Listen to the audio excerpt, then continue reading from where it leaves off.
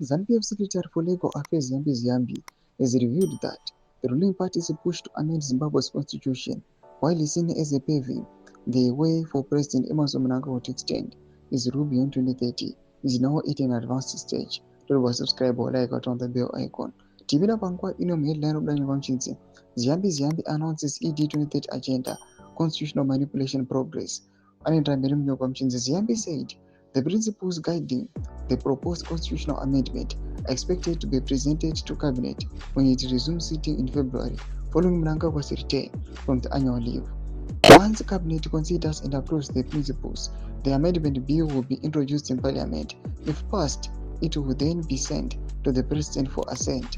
Ziyambi, who is also the Minister of Justice, Legal and Parliamentary Affairs, argued that the Constitution lawfully allows for amendments, insisting that no law is immune to change. Only the Bible is immune to amendment. The Constitution of Zimbabwe allows for changes and amendments, and that is exactly what we are following, he said.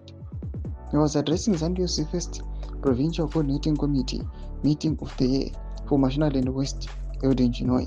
Ziyambi acknowledged that the proposed amendment was likely to face resistance, but maintained that the process was constitutional and legally sound. When we made this resolution as ZANU-PF, it was for the party, not for President Mnangagwa. His personal input is of no significance because this is the will of the party, he said.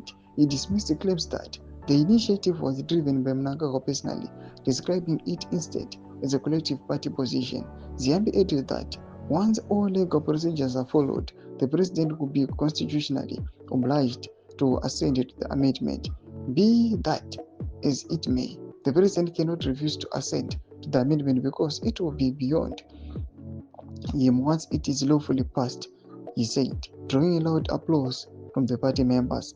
He also took aim to critics of the proposal, accusing of selectively defending the constitution or ignoring provisions that permit amendments.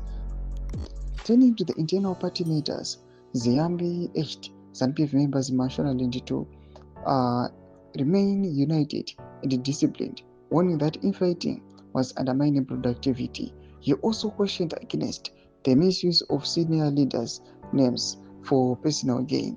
Mashonaland West Province TIAO Chair Mary Molise Wachikoka said the province was ready for the self-verification day scheduled for Saturday and expressed confidence that ZANU-PF would win the Chegutu Ward 1 seat in the February 21 by-election.